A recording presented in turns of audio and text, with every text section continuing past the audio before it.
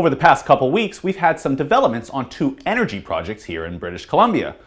We are now closing in on the final decision day for the federal government on the proposed Trans Mountain pipeline expansion by Kinder Morgan. In late December, Kinder Morgan gave its final arguments for the project to the National Energy Board, emphasizing the economic benefits to the region and the country. The project is estimated to bring in an additional $73.5 billion to petroleum producers, yield an initial $28.2 billion in taxes at all three levels of government, and provide over 3,000 direct, indirect, and induced jobs from the project. The $5.4 billion proposal will upgrade and expand an existing route to allow close to 900,000 barrels a day of oil sands crude to reach tidewater. Up next are the final oral hearings for interveners on January 19th here in Burnaby.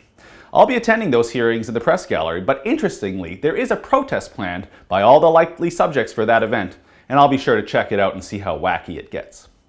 The next project that is making news here in BC is the Site C hydroelectric dam, which has seen work begun up in the Peace River region of British Columbia.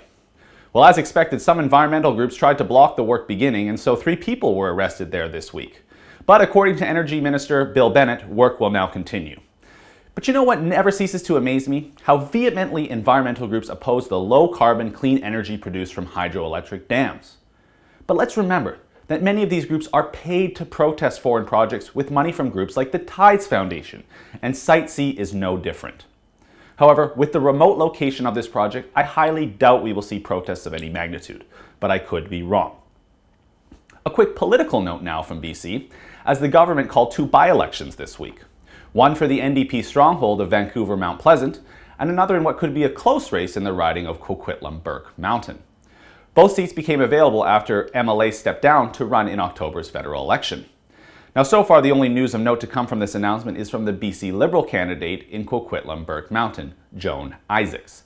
She came out this week and said if she wins, she will bring forward legislation to allow BC to embrace the sharing economy, including apps like Airbnb and Uber. Now, I gotta tell you, this is music to my ears. As you may have heard, Vancouver has the worst and most expensive taxi service in North America.